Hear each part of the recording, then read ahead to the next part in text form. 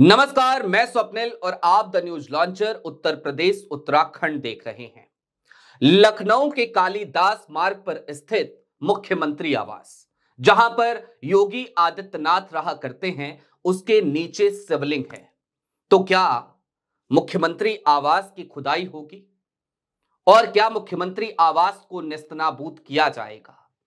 ये सवाल और इस सवाल के पीछे की पूरी कहानी पर, पूरे माजरे पर बाद में आएंगे, लेकिन सबसे पहले आपको एक परिवार की दास्तां सुनाते हैं और यह बताते हैं कि वो परिवार इन दिनों किस तरीके से आतंक के साए में, भय के साए में, डर के साए में जी रहा है।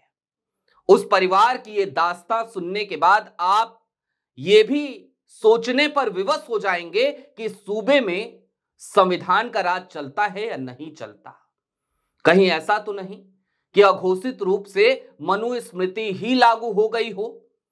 देश के प्रधानमंत्री तो आज जब मन की बात कर रहे थे तो उन्होंने कहा कि संविधान है तभी तो मैं बोल पा रहा हूं, लेकिन यह परिवार कहां जाए, किससे गुहार करे और दास्तां क्या है वो जान लीजिए।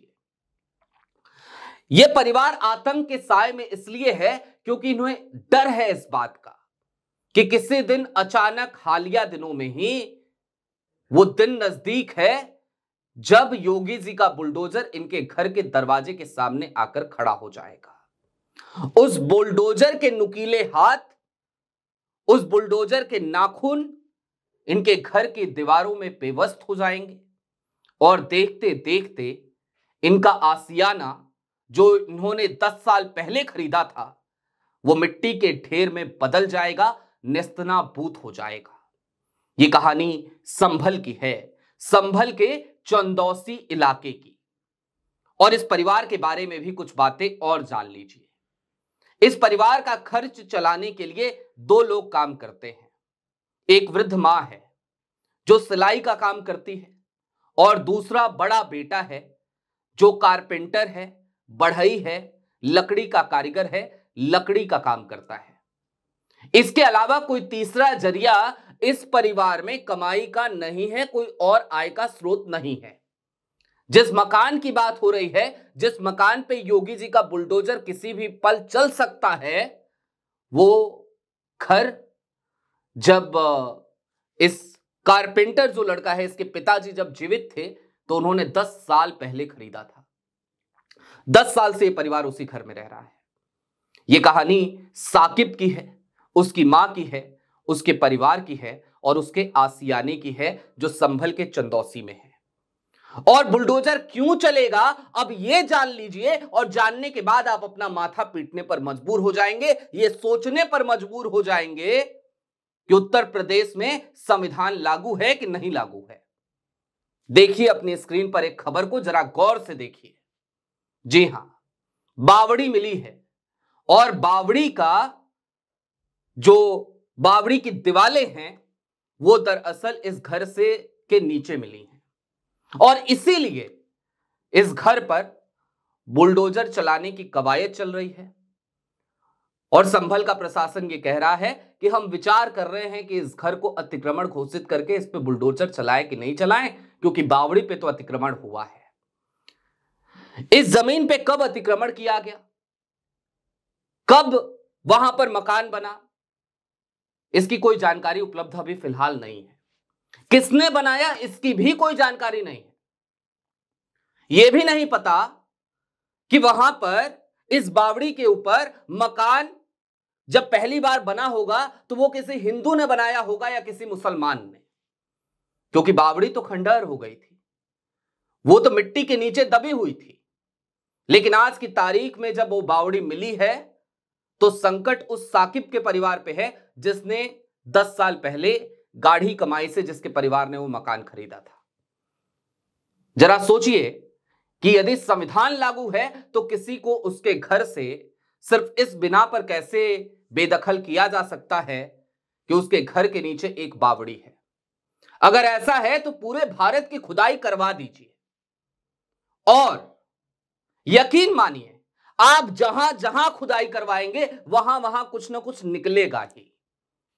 हो सकता है न्यूज लॉन्चर के स्टूडियो के नीचे भी कुछ हो सकता है सुदर्शन न्यूज के स्टूडियो के नीचे भी कुछ हो सकता है कि नोएडा की जो फिल्म सिटी है सेक्टर 16A उसके नीचे किसी का महल हो पुराने जमाने में। तो मैं योगी जी से दरख्वास्त करूंगा कि सबसे पहले अगर खुदाई करवानी है तो फिल्म सिटी सेक्टर 16A के नीचे खुदाई करवाइए, पता कीजिए वहां पे क्या क्या दबा है। मेरा तो दावा है वहां कोई महल हो सकता है, ऐसा रात को मेरे सपने में मैंने देखा था। करवाइए खुदाई। लेकिन ऐसा ही एक सपना किसी और को भी आ गया और उन्होंने तो यह दावा कर दिया कि योगी आदित्यनाथ जहां रहते हैं कालिदास मार्ग पर, जो मुख्यमंत्री आवास है, वहां पर भी एक शिवलिंग है और जिन्होंने कहा वो पहले खुद उसी घर में रह चुके हैं। तो फिर दावे पर भरोसा तो किया जाना चाहिए। और कहा किसने, तो अपनी स्क्रीन पर एक और खबर देख लीजिए। जी हां, सपा सुप्रीमो पूर्व मुख्यमंत्री उत्तर प्रदेश के अखिलेश यादव, संभल के मुद्दे पर उन्होंने सीधे तौर पर टारगेट किया और कहा कि उत्तर प्रदेश के मुख्यमंत्री आवास के नीचे शिवलिंग है। दावा किया उन्होंने और उन्होंने कहा कि सबसे पहले अगर कहीं बुलडोजर चलना है, सबसे पहले अगर कहीं खुदाई करानी है, कहीं सर्वेक्षण कराना है, तो एक काम कीजिए, खुदवाइए मुख्यमंत्री आवास को, उसके नीचे शिवलिंग है। मैं कह रहा हूं, यह अखिलेश यादव ने कहा। लेकिन अब जो पते की बातें हैं वो जरा समझिए, उस परिवार के बारे में जरा सोचिए और ये सोचकर जरा गंभीर हो जाइए कि हम किस दिशा में आगे बढ़ रहे हैं।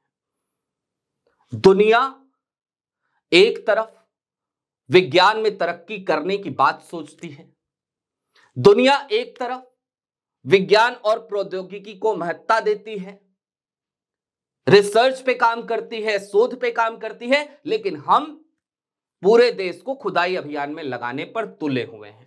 हम यानी कि मौजूदा सत्ता में सरकार में बैठे हुए लोग। और ये शुभ संकेत तो नहीं है कि हम पहले के दिनों की तरफ देख रहे हैं, पाषाण युग की तरफ देख रहे हैं और उसी तरफ तेजी से जाते हुए नजर आ रहे हैं। खैर, अभी के लिए दीजिए इजाजत। ऐसे ही तमाम अपडेट्स, तमाम डेवलपमेंट्स के लिए जुड़े रहिए the news launcher Uttar Pradesh Uttarakhand के साथ। शुक्रिया।